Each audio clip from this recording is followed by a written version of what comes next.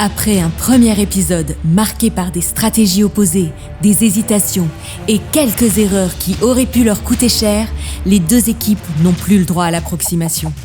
Aujourd'hui, l'aventure change d'échelle.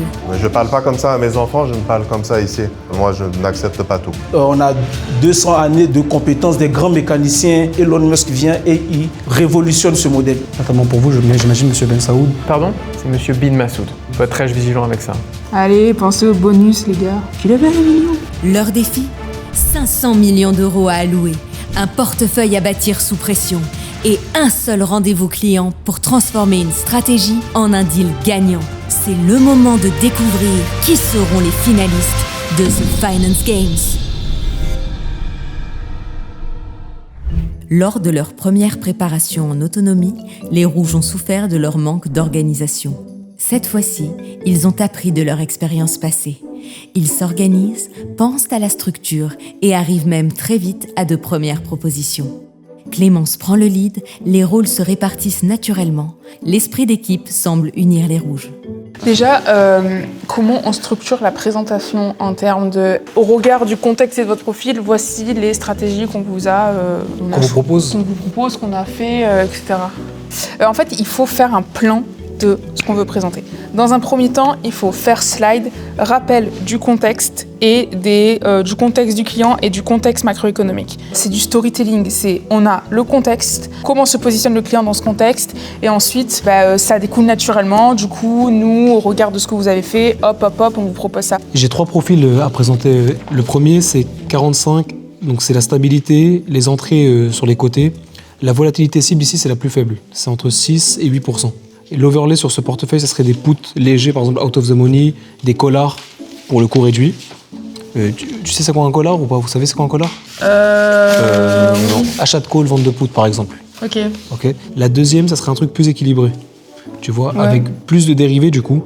Par exemple des covered call, des put spread ou même des calendar spread. Et on réduirait le fixed income. Le 50% c'est du fixed income non US. Lui il est très orienté Asie, Afrique. Ouais. Les Bleus aussi ont décidé de procéder autrement que lors de leur première préparation. Mais cette fois, c'est eux qui peinent à s'organiser. Personne ne parvient à prendre le lead et à donner une direction à l'équipe. Juste dans la présentation, on le présente comment ? Juste qu'on aborde et qu'on fonce droit et qu'on sache où on va. Donc là, dans la présentation, on veut l'articuler comment ? Est-ce qu'on fait par secteur, par...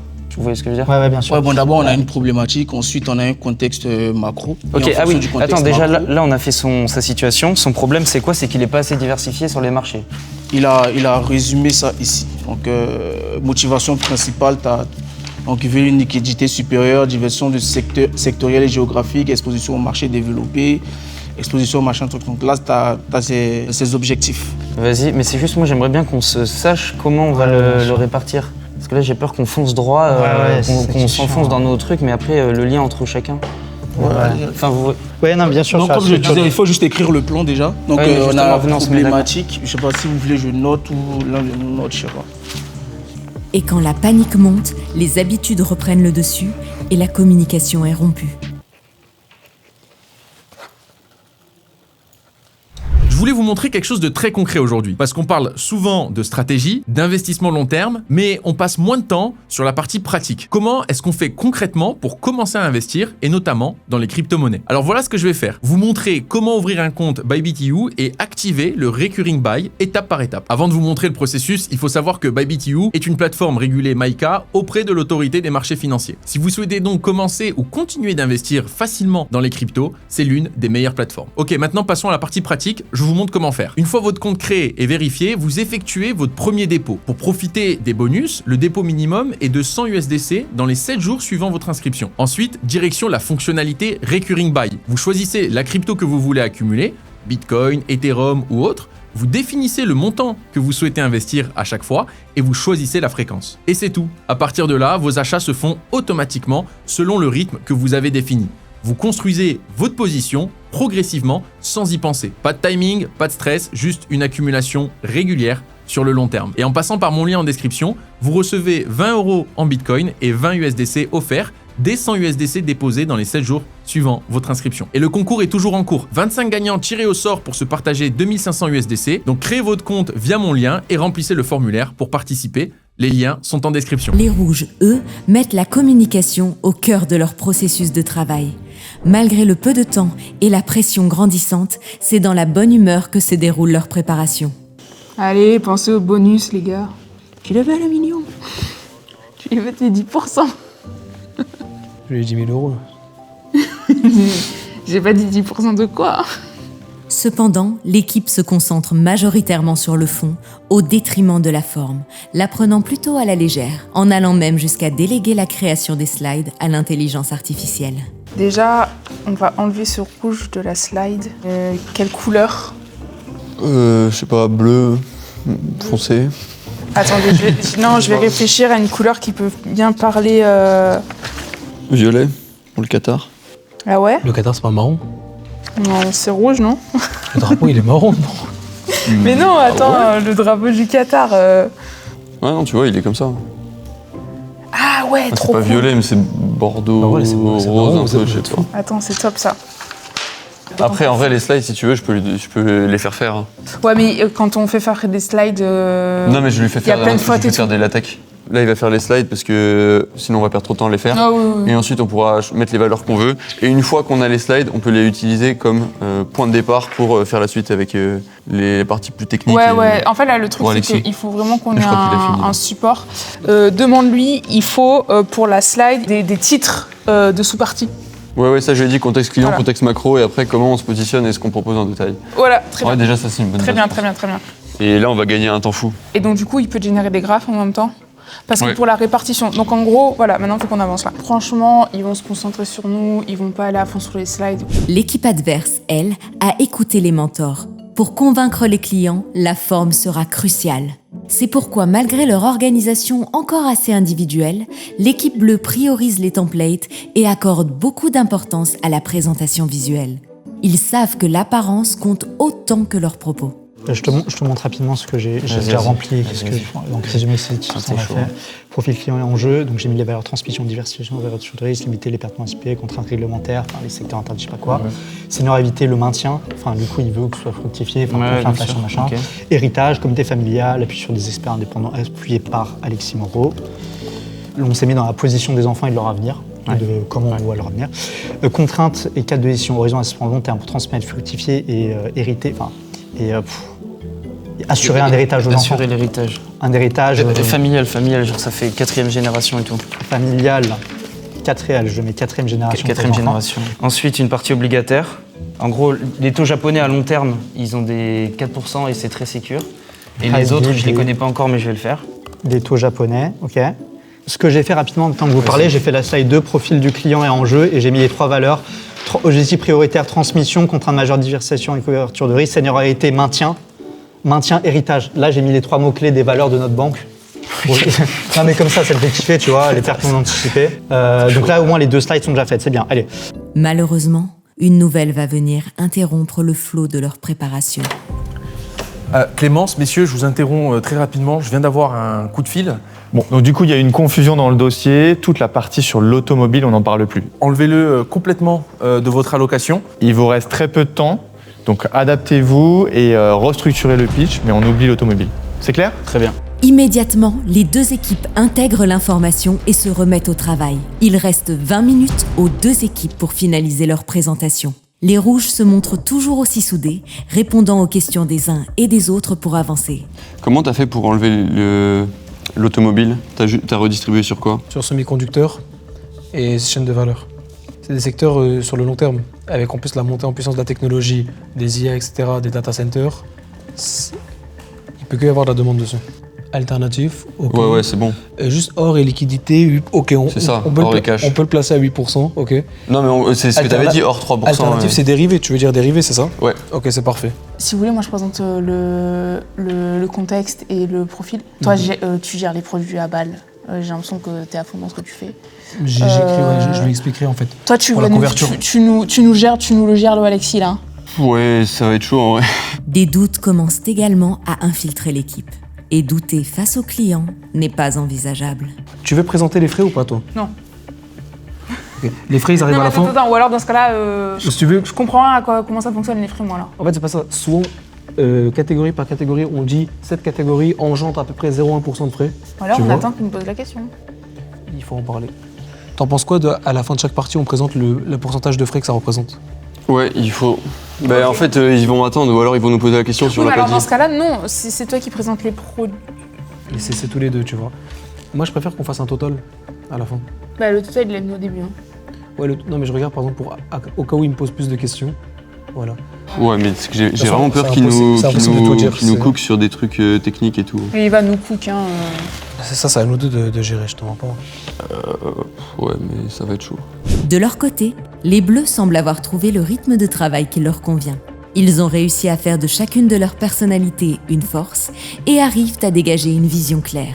Toutefois, le temps presse et plus la fin approche, plus la panique les gagne et les ralentit dans leur prise de décision.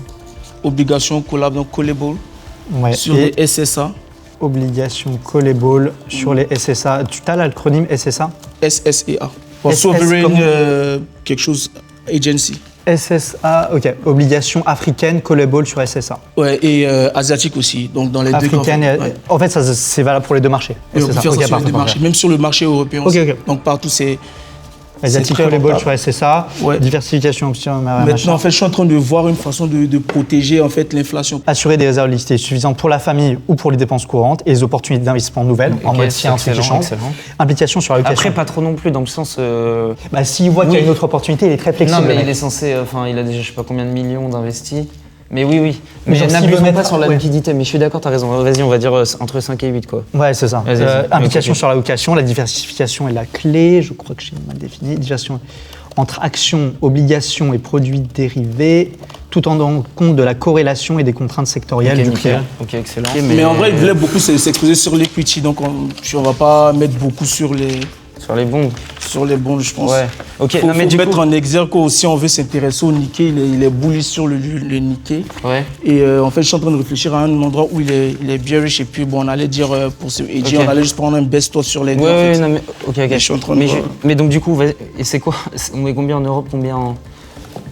Parce que là, il reste 9 minutes. Donc Ah là, ouais oui, c'est pour ça qu'il faut vraiment qu'on dise combien on met sur chaque.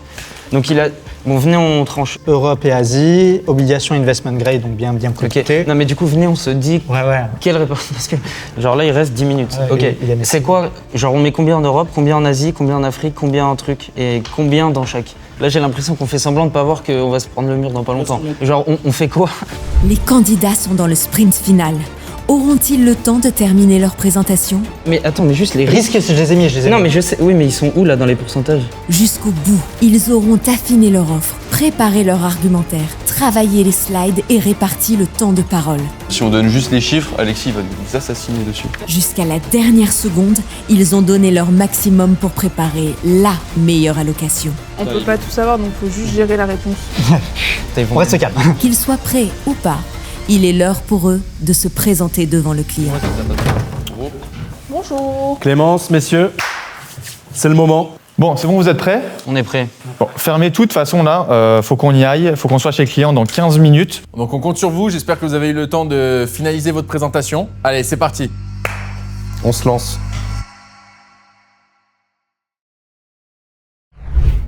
Les candidats vont maintenant devoir pitcher leur allocation lors d'un ultime rendez-vous client. Les bleus ont été reçus le matin et les rouges le soir. C'est le moment de vérité. À l'issue de la journée, il ne restera qu'une équipe. Bonjour. Bonjour. Messieurs. Bravo, vous avez bachoté.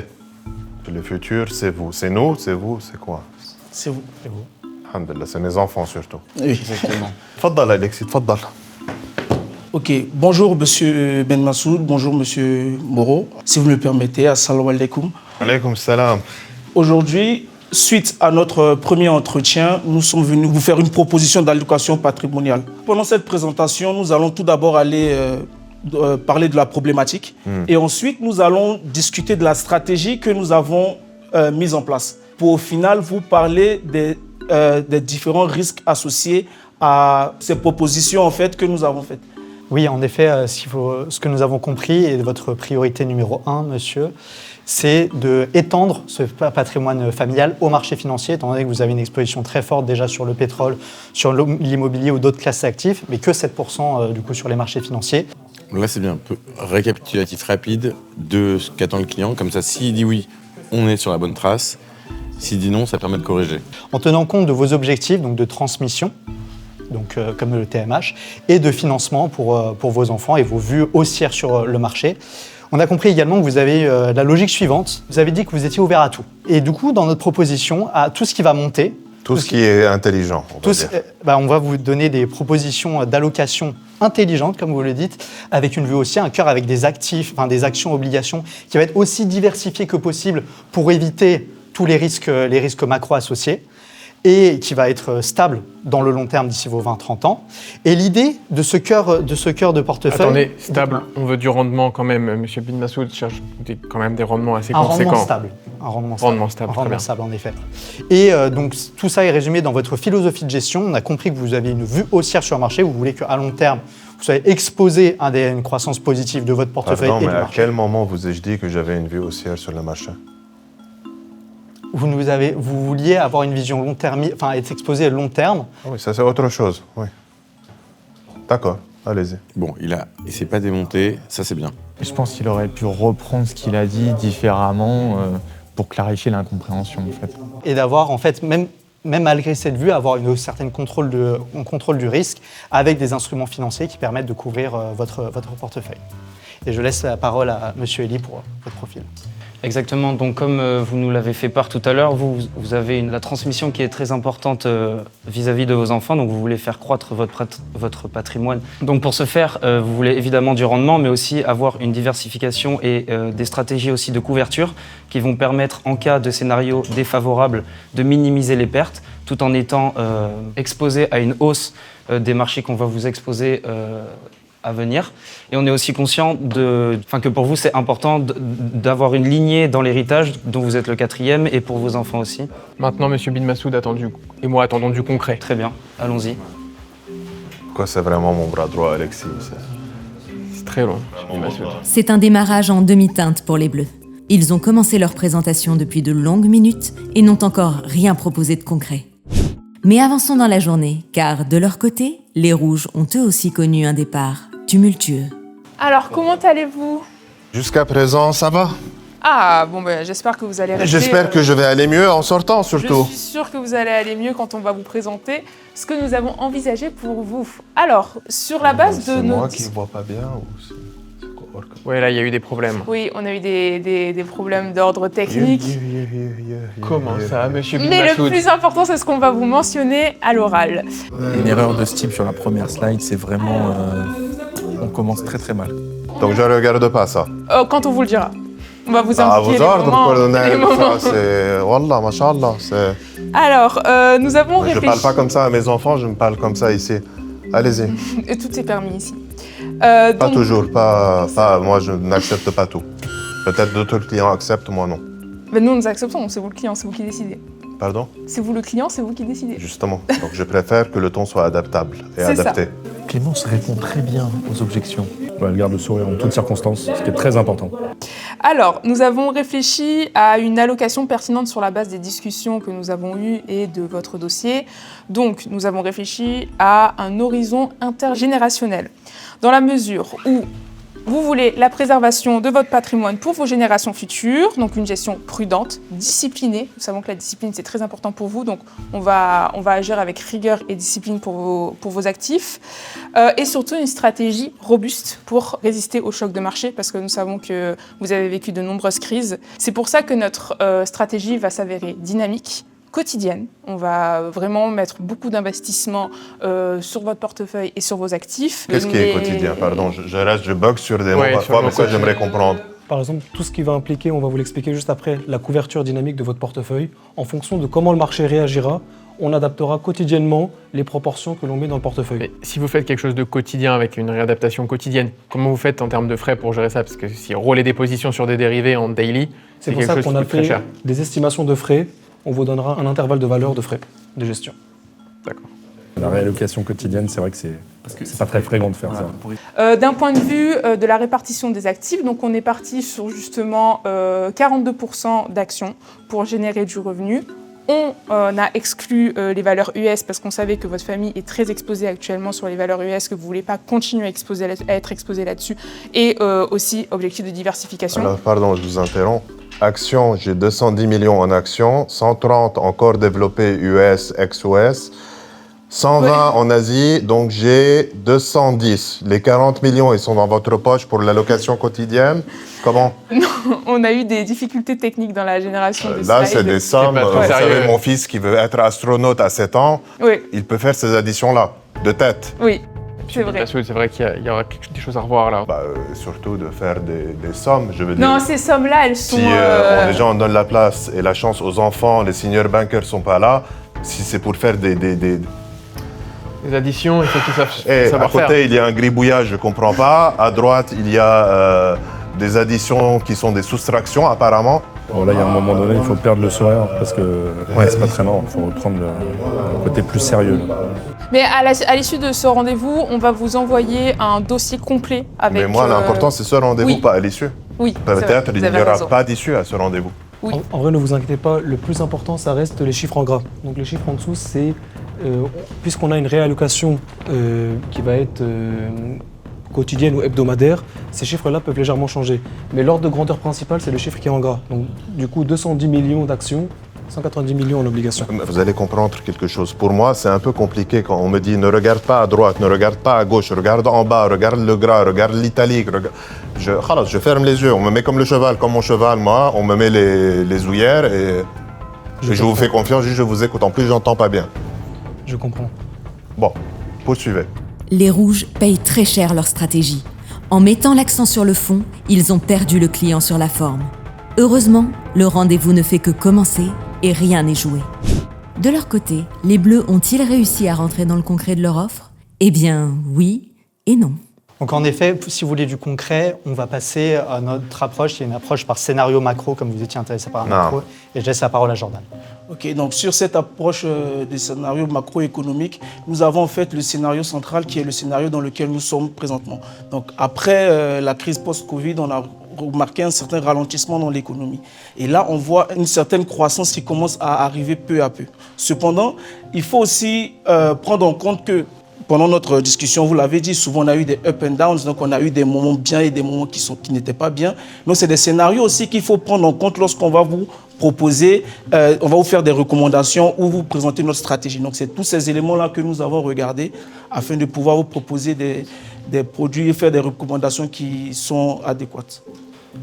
Je pense qu'ils auraient pu se contenter de faire 4-5 slides, mais vraiment très précises, et justement parler aux autres slides et faire une vraie contexte, présentation. produit, risque, opportunité, hop, c'est réglé. Là, on est déjà à la 4e, 5e slide, et c'est pas fini, c'est pas fini, je pense. Très bien. Donc, comme on l'a dit tout à l'heure, donc je vais être assez bref là-dessus. On a une répartition du coup géographique, qui va être splittée 20% aux US, puisque vous ne vouliez pas une exposition dans la mesure où vous en avez déjà une, 20% Europe, 30% Asie et 25% sur le marché africain en ayant... Allez-y. Oui, sur l'Afrique. Est-ce que vous utilisez des dérivés pour vous exposer au marché africain? Oui, on en parlera plus tard dans la présentation. Ouais, ça, c'est pas bon. Là, on crée de la frustration. On apporte réponse et on dit, et je vous apporterai les détails dès la slide suivante. C'est des dérivés qui sont très très peu liquides, voire quasi inexistants sur ce marché. On en a bien conscience et c'est pour ça que... Je te rappelle, sur le sucre, qu'est-ce qu'on avait dû subir? Exactement. Et voilà, ainsi que 5% du coup lié à la couverture pour justement, en cas de mouvement de marché non favorable. À la répartition provisoire, qu'est-ce que tu en penses, Alexis? Mon avis, comme ça, c'est de voir qu'il y a 25% seulement en Afrique. Donc, vu que vous êtes beaucoup exposé sur la région Moyen-Orient et plus généralement, on peut dire Afrique, ça semble assez pertinent. 20% US, c'est bien, comme ça, votre fortune n'est pas... En ce moment, il y a beaucoup de... Pas de surexposition. Exactement. Il y a l'enjeu de dédollarisation, etc. Donc, c'est bien, vous n'avez que 20% exposé. Après, c'est un marché très liquide et dynamique avec toute la tech. On est donc obligé de s'exposer. Et en Europe, sur les 20% européens, qu'est-ce que vous voulez faire? Et déjà, quel sous-jacent? Est-ce que c'est plutôt de l'equity? Est-ce que c'est plutôt du fixed income? Sur quoi vous partez? Alors, je pense que dans les prochaines slides, on pourra répondre à cette question. Très bien. Allons-y. Bleu comme rouge déroulent un argumentaire et peinent à s'adapter au rythme de sa mère et Alexis. Je vais commencer tout d'abord par présenter la partie action. Donc, on va avoir comme il y a écrit, environ 25%, entre 24 à 26% d'actions orientées Occident. Quand on parle d'Occident, on va surtout travailler et investir sur donc les ETF européens. Du coup, sur la partie Occident, on aimerait mettre une partie de votre capital, donc environ 25%, sur un MSCI Europe et sur un ETF orienté Japon. Donc cette partie occidentale va nous permettre d'avoir des rendements plutôt sereins. Les élections au Japon, là, récemment. Ouais. Qu'est-ce qu'ils ont donné d'ailleurs, là, les résultats des élections au Japon de cet après-midi? On a au Japon une nouvelle présidente. C'est des présidents au Japon ou c'est des premiers ministres? C'est qui l'emploi? Je n'ai pas suivi les élections cet après-midi. Il faut faire attention sur l'allocation macro, c'est très important en ce moment. Donc Japon, c'est M. Bin Masoud, qui moi savons que... Et d'ailleurs, M. Bin Masoud est très proche de la première ministre japonaise, Takeshi Sanae, qui a réorganisé les élections. Ma femme peut me tuer si elle vous entend. Professionnellement, je parlais de M. Bin Masoud, naturellement. Allons. Je pense qu'il faut raconter des histoires aussi. Voilà, il faut raccrocher l'attention du client en lui racontant une histoire qui lui parle. Effectivement, il y a de l'actualité sur les taux japonais et montrer ton expertise à partir d'événements d'actualité qui se produisent. Je trouve que malheureusement, il manque de storytelling. On s'est beaucoup concentré sur le niveau des taux, notamment au Japon. Ça, on peut en parler. On va y arriver sur la partie obligataire. Vous savez, il y a un point qui était important lorsque nous avons parlé tout à l'heure. Ouais. Je vous ai dit, le point important, c'est de prendre en considération également le côté géopolitique. Ouais. Donc pour moi, dans votre analyse, il fallait incorporer cette partie-là. Ok. Nous l'avons incorporé, on verra ça dans les dérivés, surtout, pour la couverture des tout est dans le futur avec vous. Pour la géopolitique, vous utilisez les dérivés, et par contre là, l'allocation au Japon, c'est pas lié à la géopolitique, c'est ça? On l'a pris en compte, mais pour la partie japonaise, on s'est plus concentré sur la banque centrale japonaise que sur la géopolitique. Ok, on vous attend sur les taux. Les Bleus sont enfin dans le concret. Ils justifient leur choix face à un Alexis Moreau qui passe tout au crible. De leur position sur Tesla aux US à leur exposition sur les ETF japonais. On a 200 années de compétences des grands mécaniciens européens qui ont construit les voitures sur un certain modèle. Elon Musk vient et il révolutionne ce modèle. Les entreprises chinoises suivent la vague, mais aujourd'hui on parle d'exposition géopolitique. Mais laissez-moi aussi vous dire que les entreprises de voitures électriques chinoises sont aussi exposées à des tensions géopolitiques, généralement fiscales. Très bien. Donc aujourd'hui... Écoutez, je pense qu'on a assez parlé du secteur automobile et en particulier de Tesla. M. Bin Masoud va avoir un aperçu global et également comprendre ses stratégies de couverture. Shukran, Habibi, shukran. Allez-y. Vous voulez qu'on passe directement aux stratégies de couverture ou on développe rapidement sur le marché asiatique comme je veux voir l'allocation que je veux comprendre. On a parlé de Tesla pendant 1 heure. Parlons de marché asiatique. On parlait des concurrents chinois de Tesla, justement. Parfait. Très fort.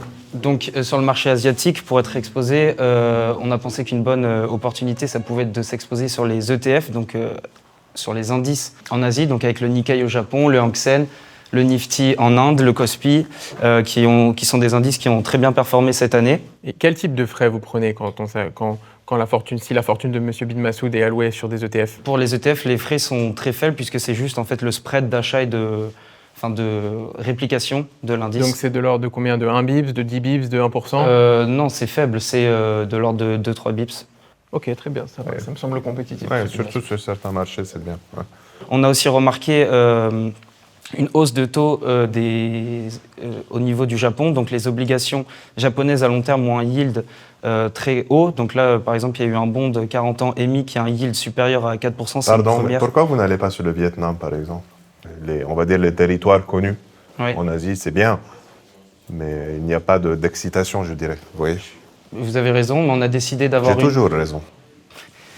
On avait décidé d'avoir une vue plus sur les marchés qui ont déjà bien performé récemment, mais effectivement, on pourrait aussi s'exposer à des ETF, par exemple avec le FTSE ASEAN 40, où là, justement, le Vietnam sera pris en compte, ainsi que d'autres pays d'Asie. Okay. Et simplement... Revenez sur les taux japonais. Vous avez une vue parce qu'actuellement, le problème, c'est que la Banque centrale japonaise, effectivement, elle commence à réenvisager de réaugmenter ses taux. Actuellement, c'est de 50 bips. Pas juste réenvisager, elle a vraiment Elle l'a fait pour l'instant, c'est à 50 bips encore le deposit rate. Et le problème qu'il y a, c'est qu'à côté, le Japon, c'est un pays, comme vous le savez, M. Bin Masoud, très endetté, avec une dette qui est largement supérieure à 100% du PIB. Donc, est-ce que vous pensez que ça va changer la situation? Pour revenir sur le point de la dette japonaise, il y a une différence entre la dette japonaise qui a plus de 200% du PIB, mais une partie très faible de cette dette est détenue par des investisseurs, par ce qu'on appelle les zinzins, les investisseurs institutionnels, et une grosse partie... Institutionnelle. Zinzin, c'est Mahboul, non? Zinzin, ça veut dire Mahboul. C'est un acronyme. Il faut se méfier. Là, c'est un contexte différent, M. Bin Massoud. Il n'a pas dit nous, on est Mahboul? Non, c'était pas dirigé envers nous. Pardon, allez-y. Si ce n'est pas détenu par ces acteurs-là, il est détenu par la population. Le Japon vit, même si nous sommes dans la mondialisation, est un pays qui est assez fermé pour l'instant à l'immigration et où la dette est détenue principalement par cette population, ce qui fait qu'on va avoir une réduction. Je ne dis pas que le risque est zéro, une réduction du risque géopolitique et du risque de taux associés, et que historiquement, nous avons remarqué que les taux japonais ont été très bas depuis 30 ans et on a une inflation très faible. Monsieur Bin Massoud, je vous donne un peu de contexte sur le Japon. Ça risque d'être un petit peu problématique, ça, puisque vous avez Takeshi Sanae, donc la première ministre japonaise, qui veut effectuer une relance. Donc, qui dit relance dit relance budgétaire, donc dit également déficit. Donc, dit incertitude. Et du coup, il y a potentiellement des taux qui vont continuer de monter. Donc, si vous investissez maintenant, comme vous le savez, les taux des obligations, quand ils montent, les prix des obligations baissent. Inverse, donc, c'est un risque. Enfin, votre point est bon, mais je voulais aussi à travers cette obligation, saisir aussi l'opportunité, puisque c'est la première fois qu'au Japon, on a un yield supérieur à 4%. Donc, je trouvais que c'était... voilà. Mais effectivement. Les rouges aussi sont au cœur de leurs propositions et ils cumulent les bons points. Leur allocation, à la fois cohérente et créative, semble trouver grâce aux yeux d'Alexis Moreau. On a créé un ETF récemment qui réunit le top 50 des actions des entreprises africaines. Donc on a appelé Africa Top 50 et qui va représenter... Vous, votre banque, vous avez ça? C'est ça, oui. Bravo. Exactement. On a de nouveaux objectifs de rendement. On essaye d'aller creuser, d'aller trouver de nouvelles opportunités, notamment en Afrique ou en Asie. Et justement, votre vision correspond bien à la nôtre, puisqu'on a un développement des ETF sur ce marché. Ça, c'est un très bon point, parce qu'il y a peu d'ETF sur l'Afrique et la liquidité est mauvaise. Donc développer ça, c'est quelque chose que M. Bin Massoud appréciera énormément. C'est réaliste, tu penses? Ils vont réussir à trouver assez de liquidité? Pour moi, faire un ETF sur l'Afrique, c'est peut-être possible, mais à mon avis, les frais sont assez élevés, parce que ça reste des marchés plutôt peu liquides, l'Afrique. Donc, je ne sais pas comment ils sont organisés, d'ailleurs. Comment vous êtes organisé pour le créer? On est conscient que c'est un marché qui est peu liquide et qui est assez nouveau. Et on a une vision plus long terme de ces ETF-là. Donc, les frais sont légèrement supérieurs à ceux qui sont européens ou japonais, mais on est dans l'ordre du 1%. Alors que sur les MSCI Europe ou japonais, on est sur l'ordre de 0,6%. Ok, ça c'est à peu près crédible. Ils sont assez chers sur le Japon, 0,6% sur le Japon et l'Europe, c'est assez cher. En revanche, 1% sur l'Afrique, de fils d'ETF, étant donné que c'est un marché peu liquide, je trouve que c'est plutôt pas mal. C'est très agressif, c'est vrai. Ouais. Enfin, on a une partie, on s'est concentré sur les chaînes de valeur et les entreprises de composants semi-conducteurs. L'avenir du monde repose sur, on parle énormément en ce moment de data, d'IA, de data center, d'informatique. Ces entreprises-là ont un énorme potentiel de rendement. On l'a déjà vu au cours de ces dernières années. On peut prendre l'exemple de TSMC, Samsung, ASML, qui sont des entreprises de semi-conducteurs qui fournissent l'ensemble des technologies innovantes du monde entier. Et on considère que placer environ 20% de l'allocation des actions sur ces valeurs peut être très intéressant. Sur ces valeurs, on a aussi des entreprises comme Hyundai, Samsung ou encore BYD sur lesquelles on a une vision très long terme des rendements avec un niveau de risque plus faible que d'autres actions. Ça, c'est très bien, M. Bin Massoud. Ils insistent beaucoup sur l'émergence des véhicules électriques chinois avec BYD. De l'autre côté, il y a l'aspect tech, semi-conducteur. C'est un enjeu critique en ce moment, vous le savez. D'ailleurs, les diplomates américains sont venus vous pitcher de nombreuses opportunités sur la tech. Donc c'est quelque chose... tout le temps, oui. Je sais, vous les voyez beaucoup. Mais c'est quelque chose qui est assez important et j'apprécie beaucoup ça, qu'ils prennent cet élément en compte dans leur allocation. On va maintenant vous présenter la partie obligataire du portefeuille qui va être plus safe pour vos rendements à long terme. Donc l'objectif de cette partie obligataire, c'est de générer des revenus stables tout en diminuant au maximum le risque de votre portefeuille. Donc on a décidé de segmenter cette partie obligation en s'orientant tout d'abord sur une majeure partie dans des bonds des entreprises européennes. J'ai une première question déjà, je vous coupe. Imaginez que vous investissez 100 millions d'euros sur le Bund, donc les taux 10 ans allemands, ou bien sur les taux 5 ans allemands. Dans quel cas votre argent va le plus bouger sur un mouvement des taux et pourquoi?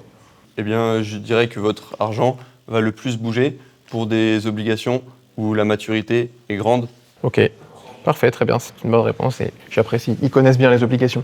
Souvent, les gens qui viennent d'equity, et j'imagine que c'est leur cas puisqu'ils ont développé des ETF sur la zone Afrique, ils connaissent pas très bien les bonds et le concept de duration, ils sont pas très familiers. J'aime bien parce que ces banquiers, même s'ils sont juniors, ils ont plutôt la double casquette, c'est un point positif. Ensuite, nous connaissons votre appétence pour les marchés asiatiques et pour les marchés émergents.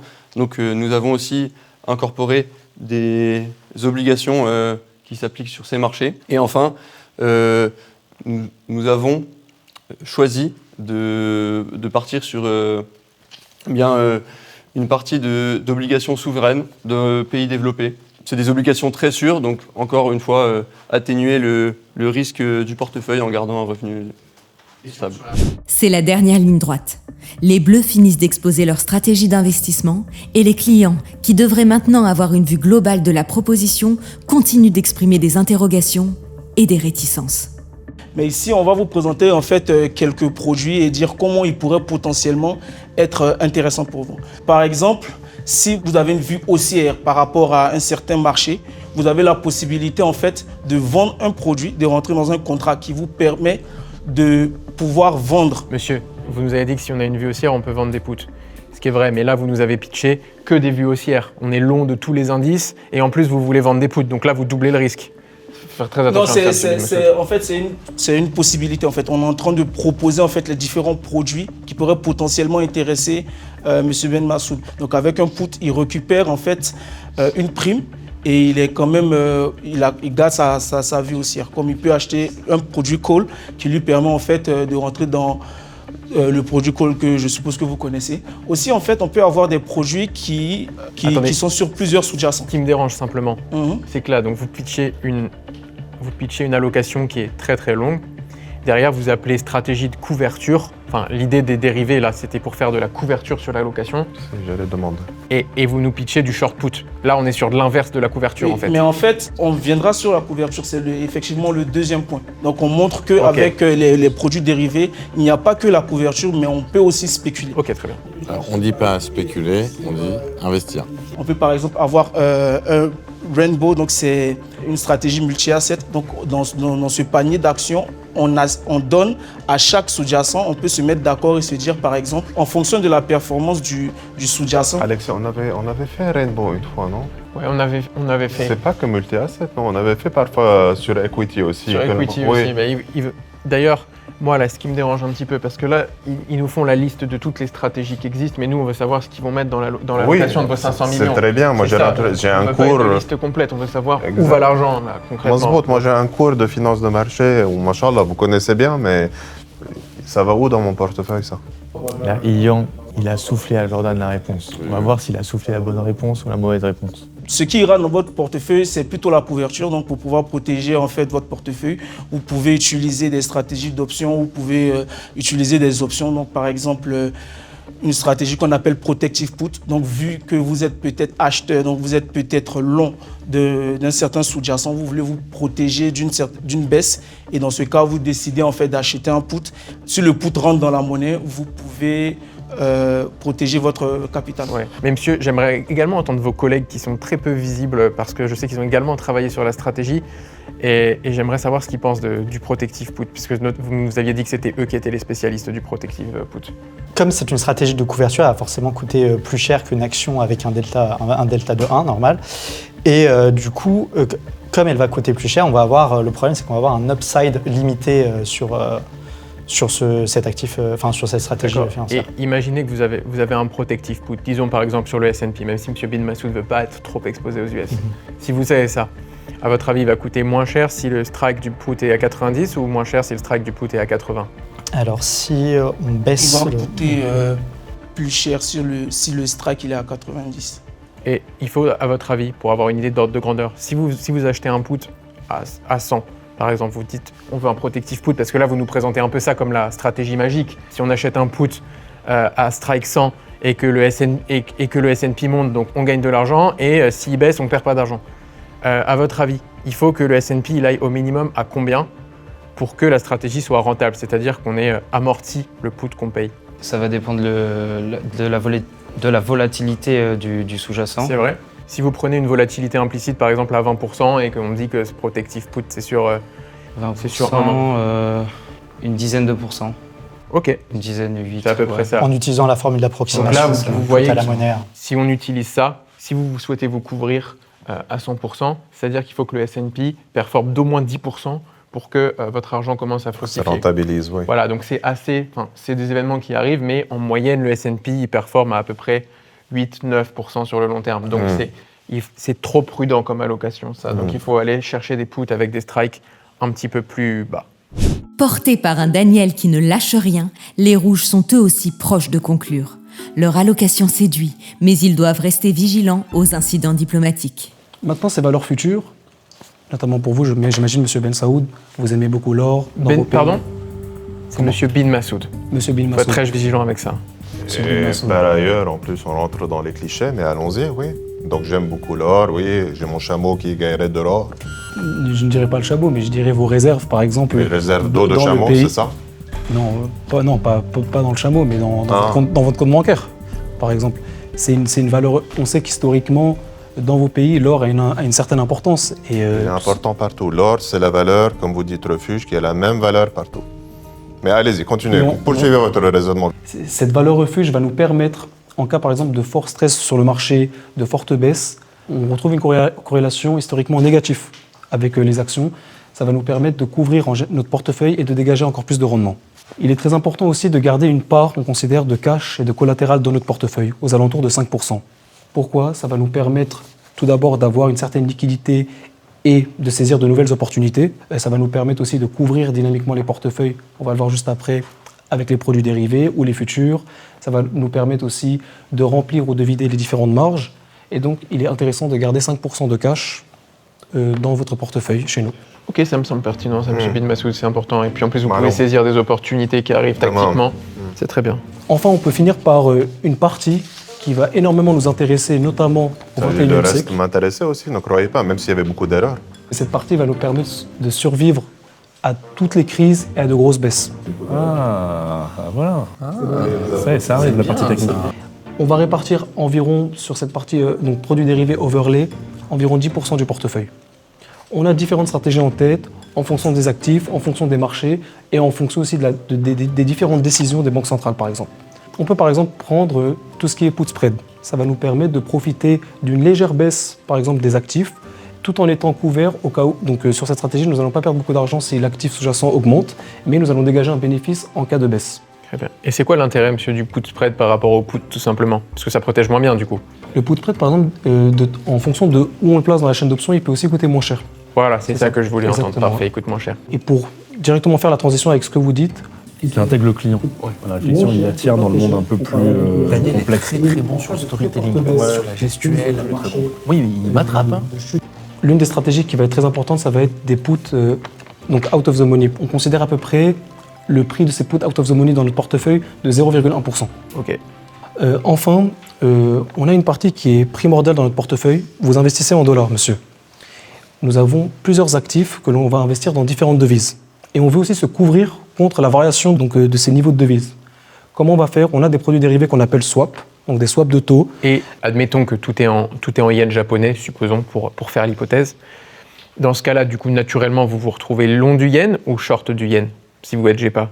Moi, je pense qu'on va plutôt être short du yen, puisqu'on va prendre des yens et on va les échanger contre autre Sur le chose. hedge ou sur la position naturelle, vous parlez? La position naturelle.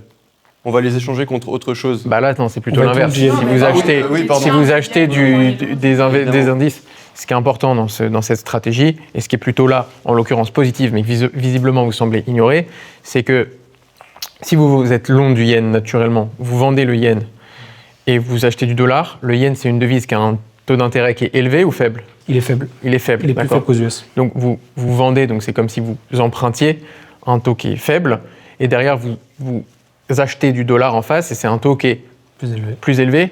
Et du coup, donc, vous empruntez à un taux, c'est comme si donc, vous vendez, donc vous empruntez à un taux qui est faible, et vous placez de l'autre côté Un taux qui est élevé. Donc, cette position, naturellement, elle est carry positif ou carry négatif? Elle va être carry positif, puisqu'on va emprunter un taux faible et on va placer un taux élevé. Et d'ailleurs, c'est un carry trade qui est historique entre le Japon et les US. Et on a dernièrement au Japon une hausse des taux d'intérêt qui a justement réduit ce carry trade, mais on le prend en compte aussi dans notre stratégie. Les candidats sont presque arrivés au bout du temps que leur accordait Samer bin Masoud. Comment chacune des équipes va-t-elle conclure son rendez-vous? Aussi, en fait, on voulait vous proposer d'autres produits. Attendez, s'il vous plaît. Monsieur bin Masoud a son entraînement de MMA dans très peu de temps, je crois. Ok. Oui, il faudrait vraiment boucler ça dans les 1 minute là, qui vient. Ok, pas de souci. Donc, on voulait aussi vous proposer d'investir dans un SSA. Si, par exemple, vous ne voulez pas vous exposer au risque de liquidité sur les marchés africains, par exemple, ce que vous avez mentionné. Après, vous pouvez aussi vous protéger de risques comme le risque d'inflation et vous pouvez aussi vous protéger du risque de crédit avec des produits comme les CDS. Et merci, et j'ajoute ce dernier point pour en fait répondre à vos questions, vos interrogations qu'on pourrait avoir. S'il y a des points de la présentation qui n'ont pas été clairs, donc nous sommes à votre écoute parce que le futur, c'est vous. C'est mes enfants surtout. Vos enfants et c'est les enfants. Merci les enfants. Tfadal Alexis, on y va? Yallah. On posera les questions plus tard. Non. Merci pour votre temps, j'apprécie l'effort. Merci monsieur. On vous a présenté notre allocation générale du portefeuille et je vais laisser ma collègue vous parler des frais. Alors les frais de gestion totaux, on est sur entre 0,6 et 0,8% par an.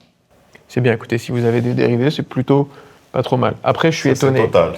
Total, par an. Prenant en considération les ETF sur l'Afrique, le hedge, tout ça. Exactement. Comment vous arrivez à ce niveau? Package compris. En fait, ce qui est intéressant dans notre banque, c'est puisque l'on produit nos propres ETF, vous allez retrouver des concurrents, par exemple, qui vont aller acheter des ETF de d'autres gestionnaires.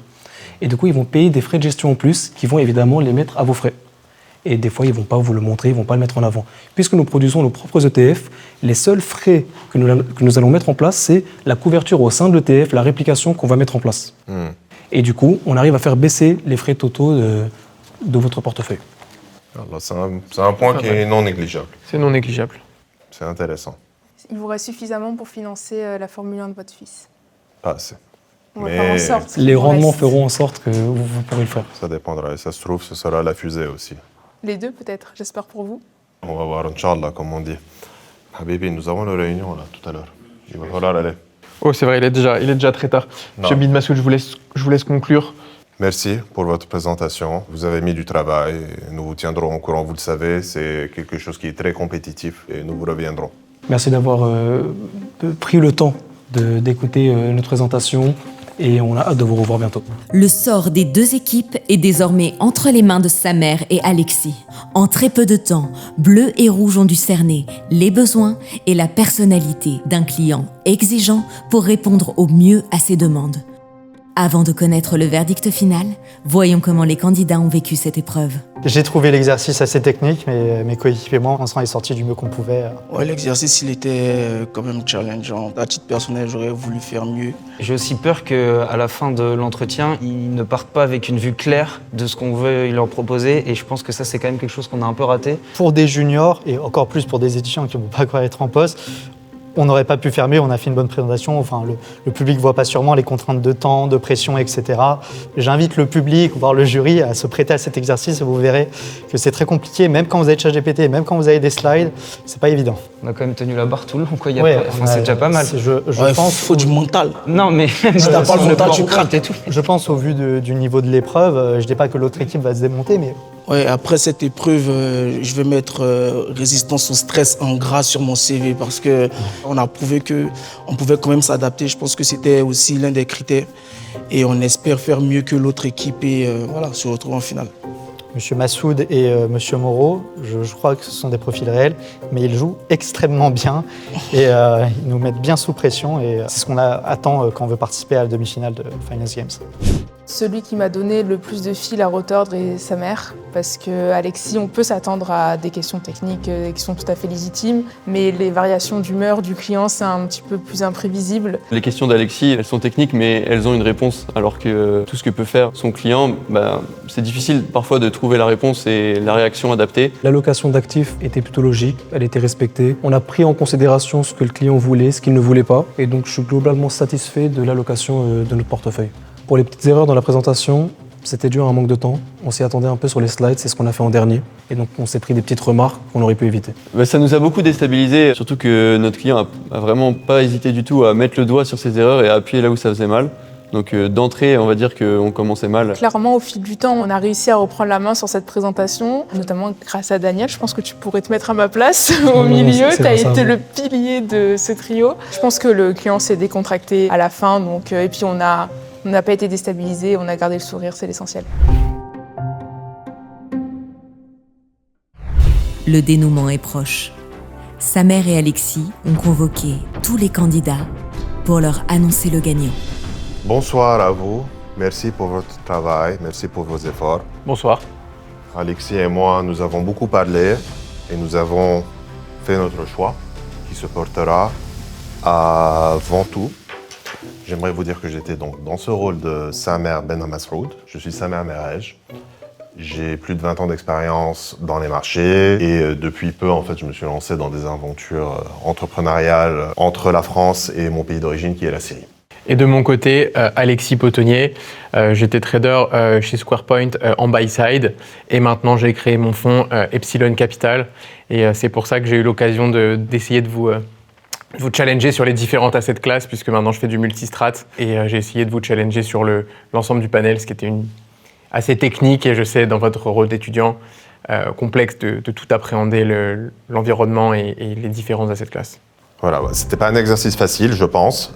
Vous avez bien taffé, enfin vous avez taffé, c'est sûr, on l'a vu. Il y avait la grosse contrainte de temps aussi, parce que c'est vrai qu'il y a très très peu de temps pour faire une présentation et une production. Et ce que je te propose, c'est un peu de parler des points forts et des points faibles. Points forts, je pense qu'il y avait une super cohésion, vraiment. Chez les Bleus ? Ouais. Ouais, j'ai bien aimé la cohésion, ça se renvoyait plutôt bien la balle. Tu rebondissais pas mal, Jordan, sur pas mal de choses. À chaque fois, il y avait vraiment le côté esprit d'équipe. En fait, quand il y en avait un qui avait l'air d'être un petit peu dans l'eau, on voyait qu'il y avait toujours un pour essayer de rattraper l'autre. Et le pitch client, je pense que vous avez pris un tout petit peu plus d'assurance.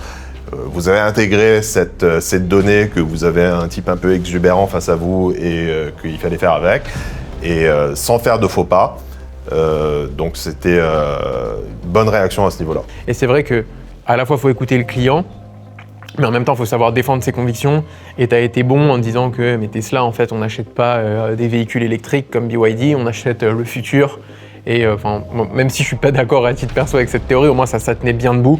Et on voyait qu'il y avait de la conviction derrière, c'est ça qu'on recherche. Justement, avec mon background de sales, il me manquait ce truc de j'ai des gens à qui j'ai envie de parler en face. C'est que vous faisiez le taf, mais basta. Il n'y avait pas le côté vraiment relationnel où je veux me dire, j'ai un appel de quelqu'un de l'équipe bleue, je me dis, ah c'est cool, je vais passer un bon temps. Non, c'est que là, j'avais...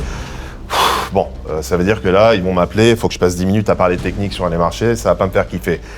Et après, sur le côté pitch client, je trouve que ça manquait de profondeur. Je trouvais surtout que on n'arrive pas à se faire une idée dès le début de l'allocation. On était déjà dans le pitch depuis 10 minutes et on ne savait pas ce qu'on faisait des 500 millions. Ou en tout cas, peut-être que vous l'avez dit, mais ça... En tout cas, le message n'est pas venu. Clair. Voilà, alors que c'était le but. Le but, c'est qu'on ait un message clair. Et ça ne l'était pas. L'équipe rouge, je pense que la prise de contact était beaucoup plus assurée. C'était vraiment bien fait. On s'est senti à l'aise tout de suite. J'ai senti qu'il y avait ce côté-là où t'inquiète pas, on va te prendre par la main, on sait qui tu es, on sait ce que tu vaux comme client, mais on est là pour t'accompagner et c'est quelque chose que j'ai beaucoup apprécié. Toi, tu t'en es donné à cœur joie, mais vraiment, c'est le côté détaillé de l'analyse et vraiment l'analytique, le travail qui a été fait derrière. La présentation, pour moi, c'est un énorme red flag, mais vraiment très gros. On ne peut pas se permettre de venir à une présentation avec un client qui vaut 500 millions et d'avoir un graphique qui était... Enfin, moi, je peux le faire et je suis vraiment terrible en Excel. Et même par la suite, tu t'es trompé sur mon nom, tu es allé dans les clichés où l'or, c'est important pour vous. Il faut être très, très précis dans le vocabulaire que vous utilisez de manière générale et surtout quand vous adressez des clients comme ça. La finance de marché, c'est un métier où il faut être précis. Il n'y a pas d'approximatif. Moi, pour insister, donc j'ai plutôt jugé et évalué la partie technique. J'étais plutôt content de voir qu'on avait une allocation claire, ça c'était un gros point. Au moins on sait où va l'argent, ça c'était un bon point. Effectivement, la présentation, elle était pas à la hauteur au niveau des chiffres, mais vous savez, vous avez un temps limité, que c'est extrêmement challenging de tout créer. Donc forcément, je pense qu'avec plus de temps, vous auriez rechecké ça. Mais à part ça, j'étais plutôt content de la partie technique. Je sais que c'est super stressant de répondre à tout. J'ai bien aimé tous les surfer sur l'actualité, etc. C'était un point... voilà, les points faibles, on l'a dit, c'était la présentation, mais surfer sur l'actualité, c'est quelque chose quand même qu'on a bien aimé, qu'on voulait noter, surfer sur toutes les tendances et proposer de l'or. Donc pour moi, l'équipe bleue, vous êtes bien démarqué côté cohésion d'équipe. Côté négatif, ça manquait un petit peu de contenu, de contexte et de chaleur humaine. L'équipe rouge, vous avez plutôt démarré sur le côté chaleur humaine, côté contact qui était très positif. Une analyse qui était très poussée niveau allocation de portefeuille. En revanche, pas mal de faux pas de présentation. C'est pour cela qu'après avoir délibéré avec mon cher Alexis, nous avons décidé de donner la victoire à l'équipe rouge. Félicitations l'équipe rouge. Bravo. Bravo l'équipe bleue, vous avez fait un très bon travail malgré tout. Tout d'abord, merci aux clients, merci aux 3 candidats de l'équipe rouge qui a gagné. Et non, c'était une belle expérience. C'est pas forcément un travail évident sous préparation et sous pression. Peut-être pas le plus représentatif de ce qu'on veut faire plus tard pour s'orienter en sales notamment, mais c'est le jeu, on a joué, on a perdu et ça reste une expérience très positive. Je pense qu'on s'est pas... on a été capable de bien présenter malgré tout, donc voilà, je suis quand même fier de ce qu'on a fait et voilà. Déjà, je voudrais féliciter l'équipe rouge et aussi remercier nos clients aujourd'hui. Et j'ai appris une chose aussi par rapport à moi et j'aimerais aussi remercier mes collègues. Aujourd'hui, j'ai eu l'intuition que ça allait être vous. Je pense que j'étais le seul à le savoir. C'est pour ça que j'ai retenu le nom du crocodile, le nom des enfants, etc. Bravo. En vrai, je suis fier de ce qu'on a fait et j'ai beaucoup appris pendant cette expérience. Je pense que c'est quelque chose qui m'aidera beaucoup dans ma future carrière et voilà quoi. J'espère que tous ceux qui me regarderont, spécialement ma mère, sera fière de moi. Et voilà. Donc félicitations à vous et merci. Les rouges remportent le duel, mais la demi-finale n'est pas encore terminée. Ziad a une ultime annonce à faire aux 3 gagnants. Alors j'ai été mis au courant des résultats, félicitations à l'équipe rouge, vous avez gagné les demi-finales, mais malheureusement ça ne s'arrête pas là, puisqu'il vous reste une dernière épreuve. Comme vous le savez, une finale, c'est une personne contre une autre, et donc vous allez avoir une ultime épreuve, donc bon courage. Clémence, Daniel et Grégoire vont maintenant se rendre chacun leur tour au confessionnal pour désigner celui ou celle qu'ils aimeraient voir accéder à la finale. On se retrouve pour la délibération finale. Dans un instant, nous allons connaître les 2 finalistes de The Finance Games. Nous allons procéder au dépouillement et la réponse se trouve dans les 3 enveloppes devant moi. Dans chacune d'entre elles se trouve le nom d'un candidat ou d'une candidate. Clémence, messieurs, si vous êtes prêts, je peux procéder au dépouillement. On est prêts ? Allons-y. C'est parti.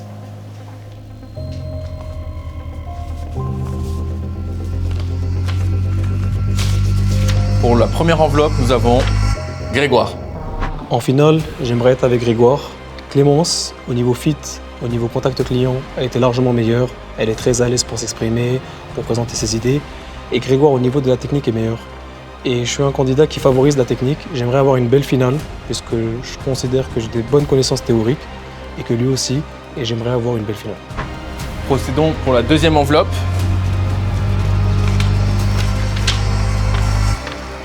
Daniel.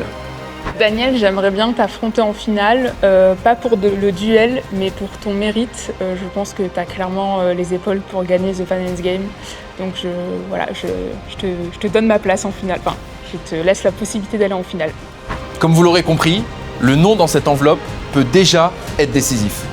En effet, si c'est Grégoire ou Daniel, nous aurons nos 2 finalistes. En revanche, si c'est Clémence, alors le résultat sera indécis. C'est parti.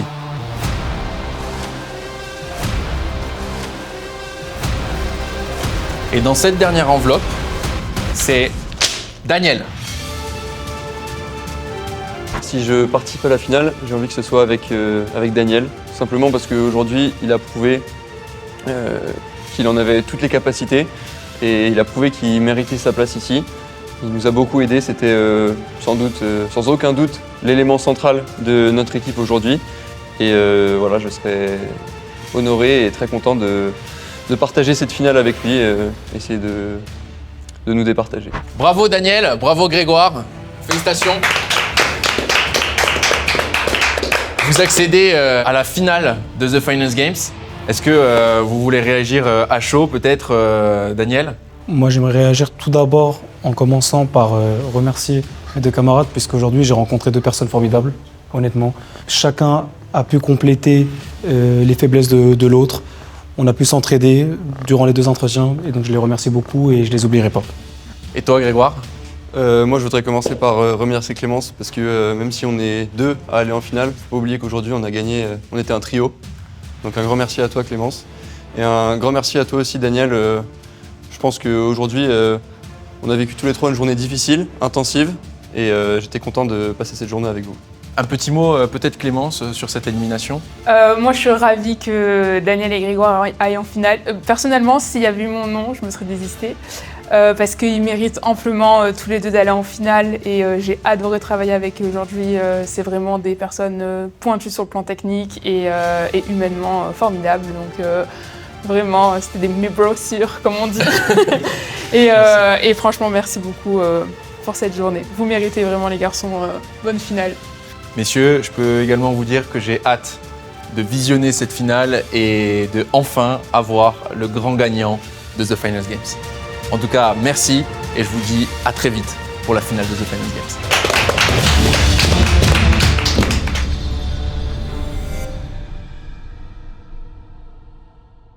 Encore merci à ByBTU de soutenir la demi-finale de The Finance Games. Je vous rappelle qu'en ouvrant votre compte en passant par mon lien en description, vous recevez 20 € en Bitcoin et 20 USDC offerts dès 100 USDC déposés dans les 7 jours suivant votre inscription. Vous pouvez également participer au concours. 25 gagnants seront sélectionnés pour se partager la somme de 2500 USDC. Tous les liens et les détails sont en description. Et je vous dis à très vite pour un nouvel épisode.